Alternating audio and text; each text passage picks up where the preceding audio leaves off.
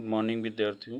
आज हम लोग रीतकाल के बारे में अध्ययन करेंगे। रीत काव्य के भेद आज बताना है। रीत काव्य के दो प्रमुख भेद हैं, एक तो रीत सिद्ध काव्य धारा, रीत मुक्त काव्य धारा। रीत सिद्ध काव्य धारा को ही रीतबद्ध काव्य धारा भी कहते हैं। रीति सिद्ध काव्य के बारे में जानते हैं। रीति सिद्ध कवियों के भी दो भेद हैं। पहला, काव्य के विभिन्न अंगों, रस, छंद, अलंकार व काव्य शास्त्रीय परिचय देने के लिए जिन आचार्य कवियों ने लक्षण ग्रंथों की रचना की वे रीति सिद्ध कवि कहलाए।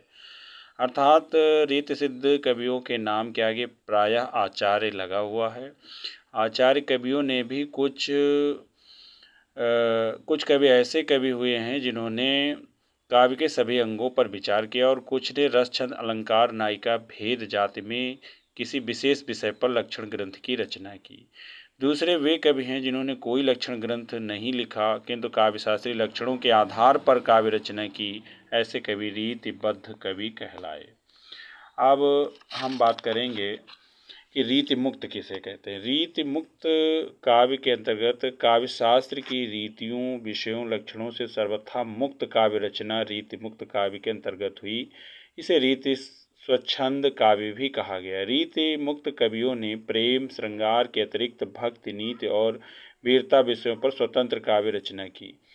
कवि और काव्य रचनाएं इस काल की। रीति सिद्ध काव्य में सबसे पहला नाम आता आचार्य केशव दास, जिन्होंने कवि प्रिया, रसिक प्रिया लिखा। फिर आचार्य चिंतामणि, जिन्होंने रस विलास, छंद विचार, पिंगल, श्रृंगार मंजरी, कवि कल्पतरु आदि जैसी प्रमुख रचनाएं लिखी। कुलपति मिश्र ने रस रहस्य लिखा, संग्राम सार, दुर्गा भक्ति सार। आचार्य देव कवि ने भवानी विलास, अष्टयाम, रस विलास, काव्य रसायन, भाव विलास आदि रचनाएं लिखी। आचार्य भिखारी दास ने रस सारांश, श्रृंगार निर्णय, काव्य निर्णय, छंदोड़, पिंगल। आचार्य ग्वाल ने रसिकानंद, साहित्यानंद, कवि दर्पण जैसी रचनाएं लिखी। ग्वाल कवि को दोस्तों कृष्ण कवि भी कहा जाता है, इनका दूसरा नाम है। सैयद गुलाम अली रसलीन, रस प्रबोध, अंग दर्पण आदि रचनाएं लिखी। पद्माकर ने पद्माभरण, जगत विनोद और गंगा लहरी नाम की रचनाएं लिखी। मतिराम ने रसराज, ललित ललाम, फूल मंजरी, भूषण, शिवराज भूषण। गोप ने रामचंद्राभरण लिखा। सुखदेव मिश्र ने व्रत विचार, छंदो विचार लिखा। मुरलीधर भूषण ने अलंकार प्रकाश, छंदो हृदय प्रकाश। राम सहाय ने व्रत तरंगिणी, तोष ने सुधानिधि लिखा। इसके पश्चात रीतिबद्ध काव्य के अंतर्गत देखते हैं कि बिहारी ने सतसई लिखी। जी हाँ, बिहारी का एकमात्र ग्रंथ है बिहारी सतसई, जो 719 दोहों का संकलन है। सेनापति ने कवित्र रत्नाकर एकमात्र रचना लिखी, कवित्र रत्नाकर। पृथ्वी सिंह ने रसनिधि रतन हजारा, कवित 12 मासा, रसनिधि सागर। कवि वृंद ने 12 मासा, भाव पंचाशिका, नयन पच्चीसी, पवन पचीसी। नृपशंभु ने नायिका भेद, नखशिख, 7 शतक, नेवाज, शकुंतला नाटक आदि रचनाएं लिखी। कृष्ण कवि ने बिहारी सतसई की टीका, विदुर प्रजागर नाम की रचनाएं लिखी। रीति मुक्त काव्य कवित, सवैयों और दोहा चौपाई का संग्रह इसमें हुआ है।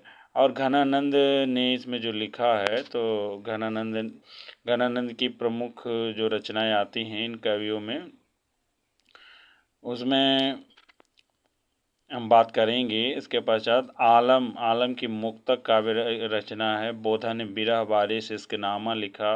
द्विजदेव ने श्रृंगार लतिका, सौरभ आदि रचनाएं लिखी। रीतिकाल की प्रमुख काव्य प्रवृत्तियाँ। जी हाँ, प्रवृत्तियों को विशेषताएं भी कहा जाता है। मुख्य प्रवृत्ति रीति निरूपण अर्थात लक्षण ग्रंथों की रचना की गई। श्रृंगारिकता का विशेष प्रभाव रहा। गौड़ प्रवृत्ति, गौड़ का मतलब सेकेंडरी जो स्पेशलिटीज़ हैं, द्वितीयक विशेषताएं।